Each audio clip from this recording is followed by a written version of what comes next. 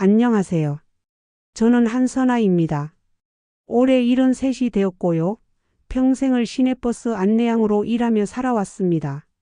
오늘 여러분께 들려드릴 이야기는 제가 작년에 겪은 일입니다. 혹시 나이 드신 부모님을 둔 자녀분들이나 저처럼 혼자 사시게 된 어르신들께 작은 도움이 될까 싶어 용기를 내어 말씀드립니다.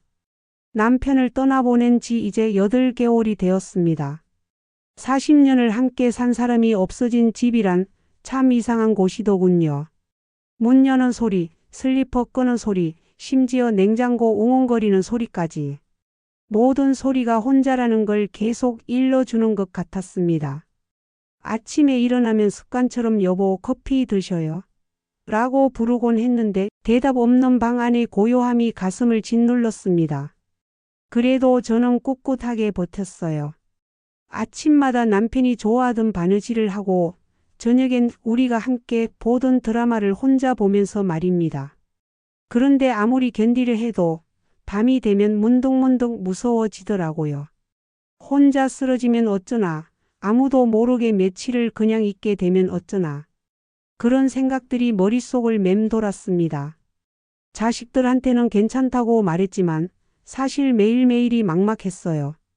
그러던 어느 날 바닷가 해송마을에서 전화가 왔습니다.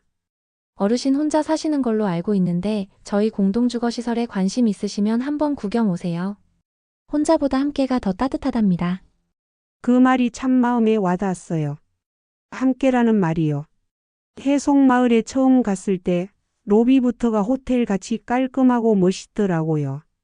유리벽으로 된 건물에 정원도 잘 꾸며져 있고 활동실 안내판에는 이것저것 할 수 있는 프로그램이 가득 적혀 있었습니다. 안내해 주시는 이보람 매니저님이 말씀하시길 어르신 이곳은 가족 같은 공동체예요. 24시간 케어도 받으실 수 있고 매일 다양한 프로그램도 있고 야간 출입도 자유롭습니다. 안내 책자를 받아보니 정말 좋아 보였어요. 24시간 케어, 매일 프로그램, 야간 출입 자유. 이런 글씨들이 큼직하게 써 있었거든요. 저는 그날 바로 계약서에 사인했습니다. 이제 혼자가 아니구나. 같은 처지의 어르신들과 함께 지낼 수 있구나 싶어서 마음이 한결 가벼워졌어요. 첫 주는 정말 괜찮았습니다. 수채화 교실에서 바닥 그림을 그렸는데 오랜만에 붓을 잡으니 마음이 평온해지더라고요. 새벽엔 바느질로 남편 셔츠 단추를 달면서 추억에 잠기기도 했고요. 같은 층에 사시는 윤정분 어르신이 제 손을 꼭 잡고 말씀하시더라고요. 선아 씨, 여기서 우리 새로 시작해요. 그 따뜻한 말씀에 눈물이 핑 돌았습니다. 그런데 둘째 주부터 뭔가 달라지기 시작했어요. 공지판에 쪽지들이 하나둘 늘어나더니 야간 외출 사전 승인이라는 문구가 새로 생겼습니다. 저는 처음엔 대수롭지 않게 생각했어요. 안전을 위한 거겠지 싶어서 말이에요. 그런데 문제가 생겼습니다. 손녀가 학교 발표회를 하는데 저녁 시간이라 밤에 나가야 했거든요. 매니저님께 말씀드렸더니 안전상 모두에게 동일하게 적용되는 규정입니다. 라고 하시면서 허락해 주지 않으시더라고요. 저는 그 순간 뭔가 이상하다는 생각이 들었어요. 입주할 때 분명히 자유롭다고 하지 않았나 싶어서요. 그 다음 주부터는 더 이상했습니다. 스트레칭 수업이 사흘째 계속 취소됐고 밤에 콜벨이 자주 울리기 시작했어요. 한밤중에 딸랑딸랑 또 딸랑딸랑. 누군가 아프신가 보다 싶었는데 간병 인력이 오기까지 시간이 너무 오래 걸렸어요. 같은 층에 사시는 장우철 어르신이 말씀하시더라고요.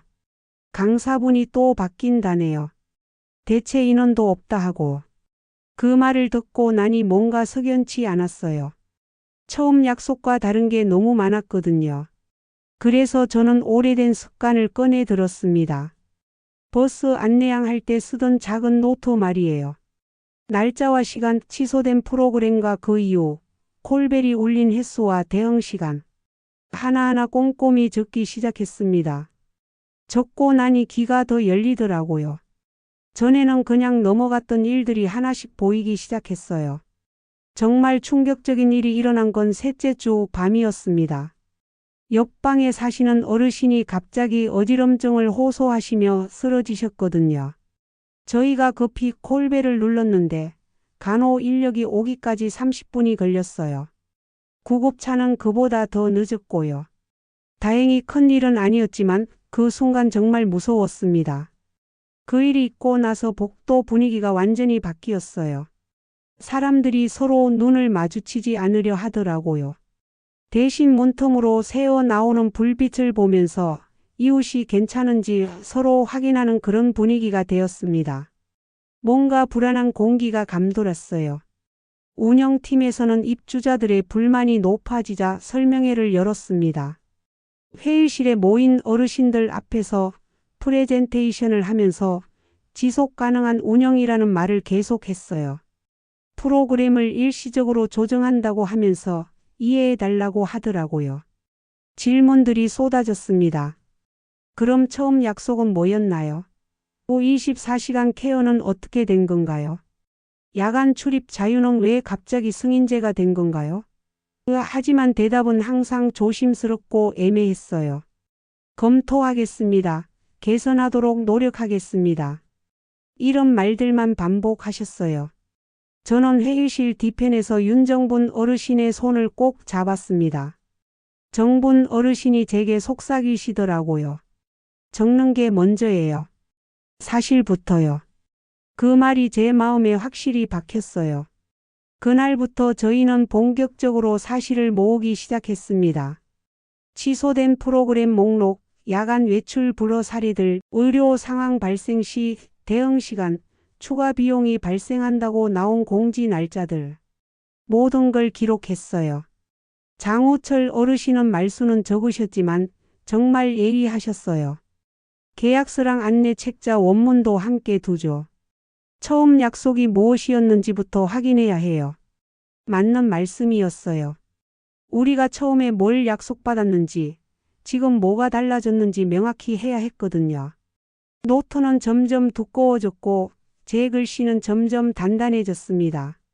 버스 안내양으로 일할 때처럼 정확하고 빠뜨리는 것 없이 모든 걸 기록했어요.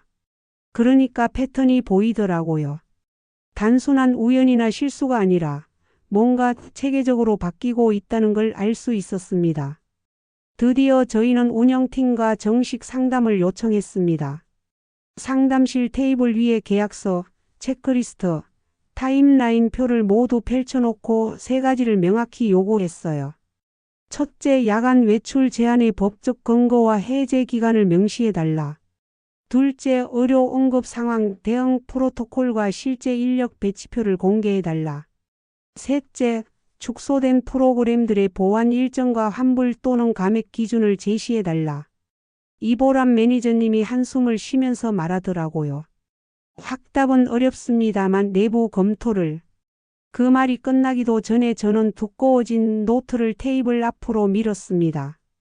검토는 하시되 그 사이에 저희 선택권은 보장해 주십시오. 이것은 부탁이 아니라 권리입니다. 제가 그렇게 말했더니 방 안이 조용해졌어요. 40년 버스 안내양 생활하면서 터득한 단호함이 목소리에 실렸나 봅니다. 결국 저희는 계약 조정과 함께 태그를 선택했습니다. 어떤 분들은 남기로 하셨고 어떤 분들은 저희와 함께 나오기로 하셨어요.